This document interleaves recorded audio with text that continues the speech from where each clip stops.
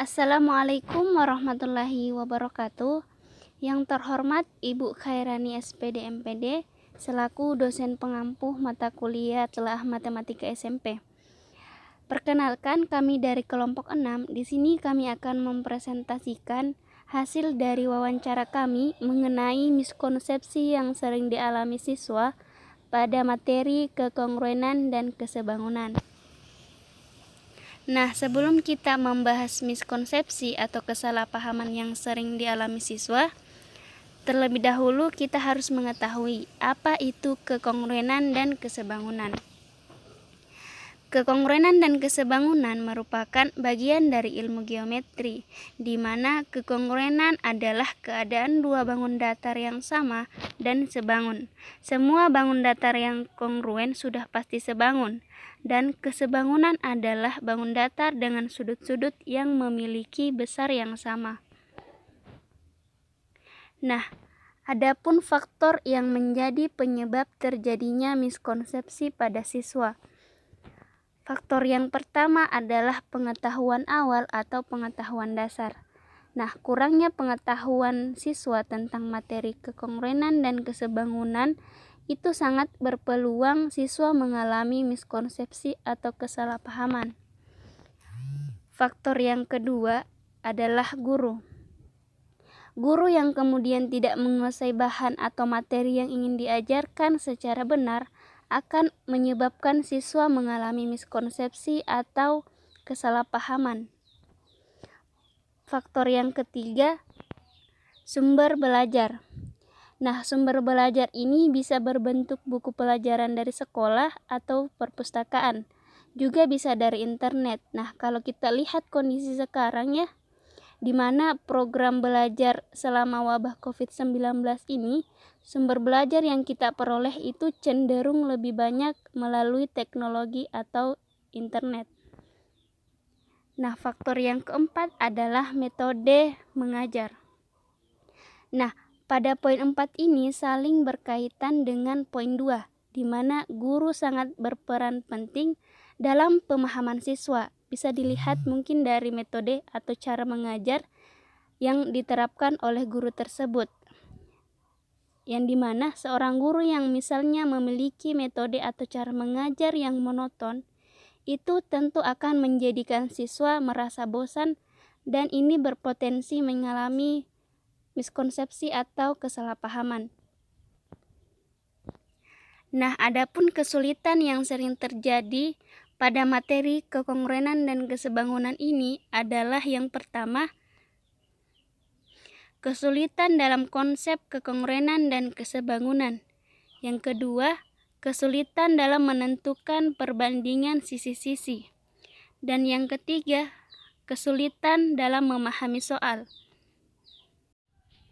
Nah, adapun miskonsepsi yang sering dialami siswa, yang pertama adalah konsep kekongruenan dan kesebangunan. Nah, pada materi ini, siswa itu tidak mampu membedakan mana benda yang kongruen, mana benda yang sebangun, dan mana benda yang kongruen dan sebangun. Miskonsepsi yang kedua adalah menentukan perbandingan sisi-sisi. Nah, di mana siswa ini kurang mampu dalam menentukan perbandingan sisi-sisi. Miskonsepsi yang ketiga adalah kurang memahami soal cerita. Nah, pada miskonsepsi yang ketiga ini merupakan miskonsepsi yang sangat sering dialami oleh siswa, di mana siswa itu kurang mampu memahami soal jika soalnya itu berbentuk cerita. Kemudian kita masuk di miskonsepsi poin pertama, yaitu konsep kekongruenan dan kesebangunan. Contohnya, siswa diberikan soal, perhatikan gambar dua belah ketupat di bawah ini. Apakah kedua berdiri tersebut sanggup dinyatakan kongruen? Ini ada jawaban siswa. Yang pertama, mengatakan bahwa gambar belah ketupat tersebut kongruen karena sama besar dan sama panjang. Berdasarkan penggalan jawaban siswa di atas, siswa sudah tepat menjawab kalau dua belah ketupat kongruen, tetapi memberikan alasannya yang kurang tepat. Siswa hanya memberikan alasan dua belah ketupat kongruen karena sama besar dan sama panjang. Seharusnya syarat dari kongruen adalah bangun-bangun tersebut memiliki bentuk dan ukuran yang sama. Sudut-sudut yang bersesuaian sama besar. Penyebab miskonsepsi yaitu kurangnya penekanan konsep oleh guru, berarti siswa tersebut kurang memperhatikan gurunya ketika menerangkan. Dan jawaban siswa kedua juga mengatakan bahwa gambar belah ketupat tersebut kongruen karena besarnya sama. Berdasarkan penggalan jawaban siswa di atas, siswa menjawab dua belah ketupat benar kongruen. Akan tetapi alasannya kurang lengkap, jadi dari jawaban tersebut belum bisa diidentifikasi apakah siswa miskonsepsi atau tidak. Penyebabnya kurang penekanan konsep ketika guru sedang menjelaskan.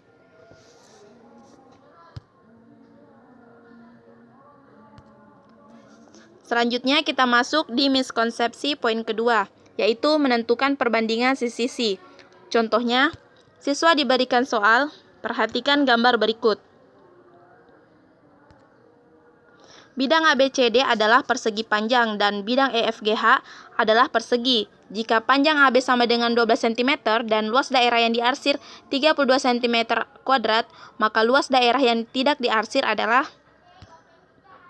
Ini ada jawaban siswa yang pertama, di mana luas persegi sama dengan sisi kali sisi kali sisi kali sisi sama dengan 8 pangkat 4 sama dengan 128, dan luas persegi panjang sama dengan 2 kali dalam kurung P tambah L atau panjang tambah lebar sama dengan 2 kali 12 tambah 4 sama dengan 2 kali 16 sama dengan 32. Berdasarkan penggalan jawaban siswa di atas, siswa tersebut memisahkan bangun menjadi dua bagian, yaitu persegi dan persegi panjang. Kemudian menghitung luas persegi terlebih dahulu. Dan selanjutnya, menghitung luas persegi panjang. Siswa tersebut hanya menghitung luas persegi dan persegi panjang saja, sedangkan luas daerah yang tidak diarsir tidak dihitung. Dan jawaban siswa kedua hampir sama dengan jawaban siswa pertama. Dia hanya menghitung luas persegi dan persegi panjang saja, tanpa menghitung luas daerah yang tidak diarsir. Dan jawaban sebenarnya adalah luas daerah yang tidak diarsir adalah 48 cm kuadrat.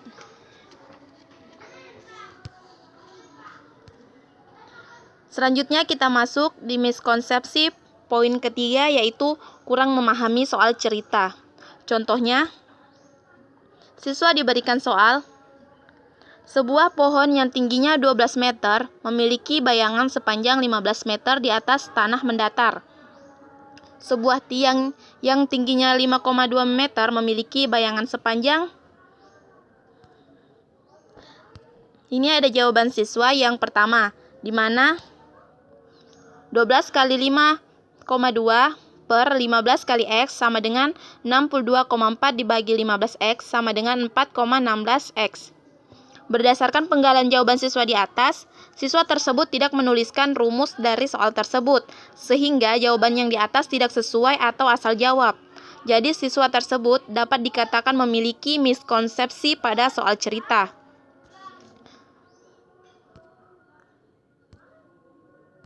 Dan jawaban siswa kedua, di mana tinggi pohon per tinggi tiang sama dengan bayangan pohon per bayangan tiang. Yang artinya tinggi pohon sama dengan 12, tinggi tiang 5,2 sama dengan bayangan pohon 15, dan bayangan tiang per bayangan tiang. Di mana bayangan tiangnya sama dengan dalam kurung 12 kali 15 per 5,2 hasilnya 34,6. Berdasarkan penggalan jawaban siswa di atas, siswa tersebut telah benar menuliskan rumusnya, akan tetapi hasil yang diperoleh salah. Maka dari itu, siswa kurang memahami materi yang telah diberikan. Dan jawaban sebenarnya adalah bayangan tiang memiliki panjang 6,5 meter. Latihan soal. Sebuah foto berbentuk persegi panjang diletakkan di atas selembar karton berukuran 40 x 30 cm. Di sebelah kiri, kanan, dan atas foto terdapat sisa karton masing-masing selebar 5 cm. Jika foto dan karton itu sebangun, maka lebar sisa karton di bawah foto itu adalah. Ini adalah latihan soal yang mungkin teman-teman dapat kerjakan. Selanjutnya, ini adalah dokumentasi dari penelitian yang kelompok kami lakukan. Kami mewawancarai seorang guru yang bernama Rahmawati SPD. Tempat tanggal lahir Maros 7 Januari 1991. Agama Islam. Alamat lingkungan Leang, Desa Leang, Kecamatan Bantimurung, Kabupaten Maros. Jabatannya itu guru kelas di MTS Darul Rasyidin dan MA Darul Rasyidin. Masa kerja kurang lebih 10 tahun. Terima kasih.